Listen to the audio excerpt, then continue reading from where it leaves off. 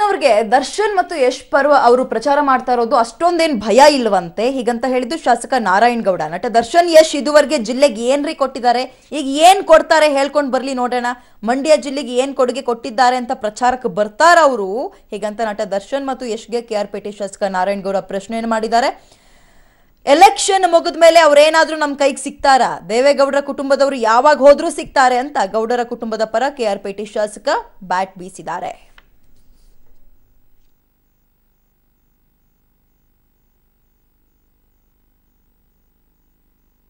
ನಮಗೆ ಅದ್ರ ಭಯನೇ ಇಲ್ಲ, ಅವ್ರ ಕೊಡುಗೆ ಏನಿದೆ ಜಿಲ್ಲೆಗೆ ಅನ್ನೋದನ್ನ ಹೇಳ್ಕೊಂಬರ್ಲಿ. ಅವರು ಹೇಳ್ಕೊಂಬರ್ಲಿ ಕೊಡುಗೆ ಏನು, ಇದುವರೆಗೆ ಏನು ಕೊಟ್ಟಿದ್ದಾರೆ, ಈಗೇನು ಕೊಡ್ತೀವಿ ಅನ್ನೋದನ್ನ ಹೇಳ್ಕೊಂಬರ್ಲಿ.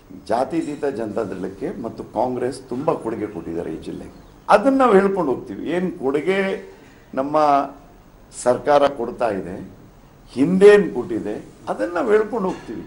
ಅವ್ರ ಕೆಲಸಗಳನ್ನು ಮಾಡೋದು ಬಿಟ್ಟು ಬೇರೆ ಕೆಲಸಕ್ಕೆ ಇಳಿಲಿ, ನಮಗೇನು ಅಭ್ಯಂತರ ಇಲ್ಲ, ನಮಗೆ ಭಯನೂ ಇಲ್ಲ.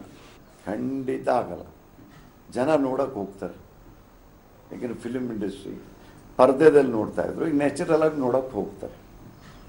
ನಾವು ಸಂದರ್ಭದಲ್ಲಿ ಹೋಗಿದ್ದೀವಲ್ಲ, ನೋಡ್ತೀವಿ, ಅದರಲ್ಲೇನೇ ಎಫೆಕ್ಟ್ ಆಗಲ್ಲ. ನೋಡ್ಕೊಂಡು ಹೋಗ್ಲಿ ಪಾಪ, ಅವರು ಈ ಜಿಲ್ಲೆಯ ಕಷ್ಟ ಸುಖಗಳೆಲ್ಲ ನೋಡ್ಕೊಂಡು ಹೋಗ್ಲಿ ಪಾಪ. ಫಿಲಿಮ್ ನೋಡೋಕೆ ಇಷ್ಟೊಂದು ಹಣ ಹಾಕ್ತಾರೆ, ಇವ್ರ ಕಷ್ಟ ಏನು ಅನ್ನೋದು ಅವ್ರಿಗೂ ಗೊತ್ತಾಗ್ಲಿ.